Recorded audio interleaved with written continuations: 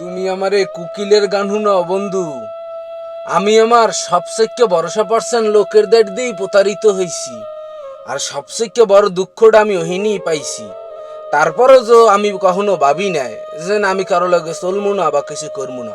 বন্ধু, একা একা জীবন চলে না, তোমার মানুষের লাগে মিললেই চলতে হইবে।